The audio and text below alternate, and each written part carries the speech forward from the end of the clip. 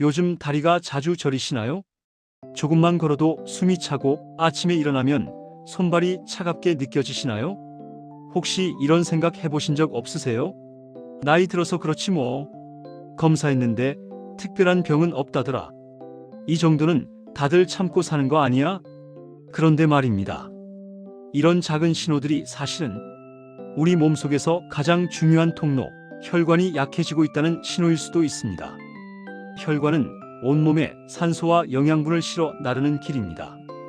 이 길이 좁아지고 막히면 심장도 힘들어지고 뇌도 지치고 다리도 말을 듣지 않게 됩니다.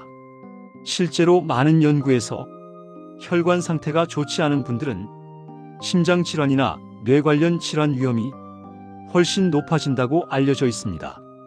이건 겁을 주려는 말이 아닙니다. 지금부터 관리하면 충분히 늦지 않다는 중요한 신호이기도 합니다. 제가 상담을 하다 보면 어디 아픈 데는 딱히 없어요. 그냥 피곤하고 기운이 없을 뿐이죠. 이런 말씀을 정말 많이 듣습니다. 그런데 혈관은 원래 조용히 망가집니다. 크게 아프다고 소리 지르지 않고 조금씩 막힙니다. 여러분 잘못이 아닙니다. 나이 들면 누구나 몸이 변합니다. 문제는 우리가 그 변화를 너무 당연하게 받아들인다는 겁니다. 제가 기억하는 한 어르신이 계십니다. 이른을 바라보는 분이셨는데 평소에 특별한 병은 없다고 하셨습니다. 그런데 어느 날부터 조금만 걸어도 다리가 묵직하고 자주 쉬어야 했습니다. 본인은 이렇게 말씀하셨죠. 원래 나이 들면 다리 아픈 거 아니에요? 그래서 운동도 줄이고 집에 있는 시간이 점점 늘어났습니다. 움직이기 귀찮아지니까 식사도 대충 드시고 달고 짠 음식으로 때우는 날이 많아졌습니다. 그러다 보니 점점 더 숨이 차고 밤에 다리에 쥐도 나고 자꾸 피곤하다는 말이 늘었습니다. 이분이 가장 크게 잘못 알고 계셨던 점이 아프니까 움직이지 말아야 한다고 생각하신 겁니다. 사실 혈관은 움직이지 않을수록 더 굳습니다. 혈관을 집에 있는 고무호스에 비유해 볼게요.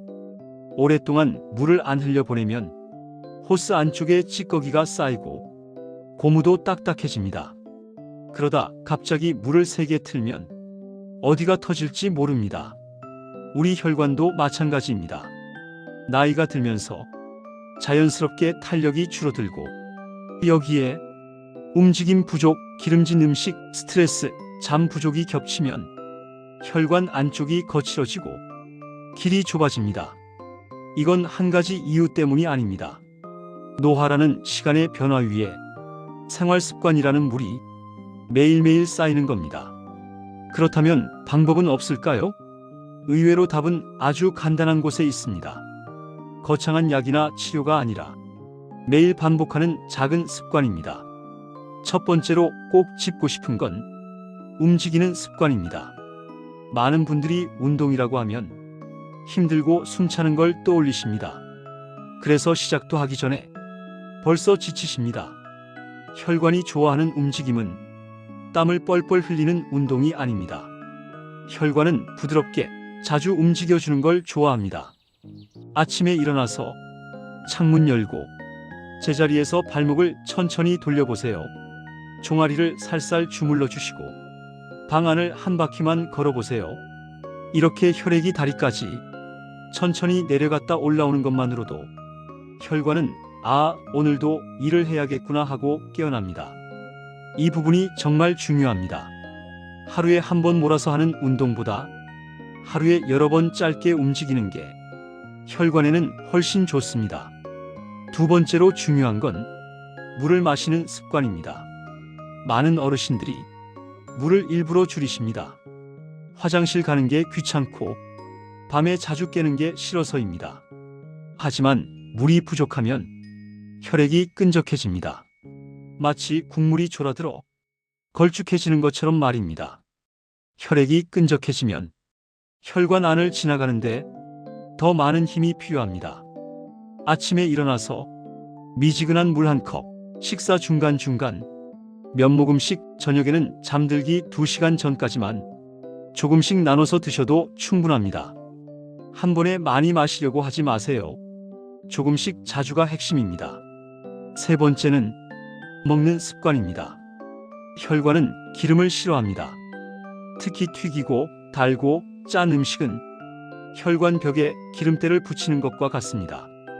그렇다고 맛있는 걸 다 포기하라는 이야기는 아닙니다. 식탁에 색깔을 하나만 더 얹어보세요.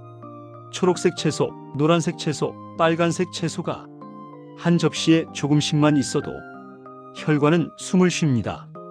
밥 양을 줄이기 힘들다면 반찬부터 천천히 드셔보세요. 먼저 채소 몇 젓가락, 그 다음 밥, 그 다음 단백질. 이 순서만 바꿔도 혈관이 받는 부담이 달라집니다. 네 번째는 잠입니다. 잠이 부족하면 혈관은 회복할 시간이 없습니다. 마치 밤에 도로 공사를 못하면 낮에 계속 막히는 것과 같습니다. 잠자리에 누워서 핸드폰을 오래 보시나요? 뉴스나 자극적인 영상을 보고 가슴이 답답해지시나요? 이러면 혈관도 같이 긴장합니다. 잠들기 전에는 불을 조금 어둡게 하고 따뜻한 물로 손을 씻거나 발을 주물러 주세요. 몸이 이완되면 혈관도 같이 풀어집니다. 다섯 번째는 마음 관리입니다.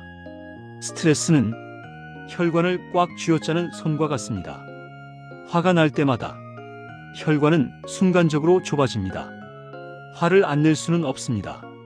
하지만 화를 오래 붙잡고 있지 않는 연습은 할 수 있습니다. 숨을 천천히 들이마셨다가 길게 내쉬는 것만으로도 혈관은 조금씩 넓어집니다. 앞서 말씀드린 어르신도 이 5가지를 아주 조금씩 바꾸셨습니다. 처음엔 집 안에서 걷는 것부터 시작했고 물도 옆에 두고 한 모금씩 드셨습니다. 식사 때 채소를 한 접시 더 올리고 잠자기 전엔 텔레비전을 일찍 끄셨습니다. 몇 달이 지나자 다리가 덜 저리고 숨이 덜 차고 아침에 일어나는 게 조금 덜 힘들어졌다고 하셨습니다. 무엇보다 내 몸이 아직도 변할 수 있구나라는 자신감이 생겼다고 하셨습니다. 물론 이미 심장이나 혈관 관련 질환이 있거나 약을 드시는 분들은 이런 습관을 바꾸기 전에 주치의와 한번 상의하시는 게 좋습니다. 갑자기 무리하게 움직이거나 식사를 극단적으로 바꾸는 건 오히려 부담이 될 수 있습니다. 혈관 관리는 한 번에 바꾸는 게 아닙니다. 조금씩 천천히 매일 하는 게 중요합니다. 집안에서 스트레칭 한 번 더, 물 한 잔 더, 오늘 채소 한 젓가락 더, 오늘 잠 조금 더 일찍. 이 작은 변화들이 혈관을 살리고 혈관이 살아나면 삶의 길도 다시 넓어집니다. 나이 탓으로 포기하지 마세요. 오늘 밤부터라도 하나만 바꿔보세요. 여러분의 혈관은 아직 충분히 회복할 힘이 있습니다. 여러분의 편안한 밤과 조금 더 오래, 조금 더 건강한 노년을 진심으로 응원합니다. 오늘 영상이 여러분께 조금이나마 도움이 되셨다면 구독 버튼과 좋아요, 그리고 알림 설정까지 꼭 부탁드립니다. 나중에 이 영상을 다시 보시거나 새로운 영상을 계속 쉽게 보시려면 구독해 놓으시면 편리합니다. 여러분의 따뜻한 관심이 제가 더 좋은 영상을 준비하고 여러분께 전해드리는 가장 큰 원동력이 됩니다. 지금까지 들어주셔서 감사합니다.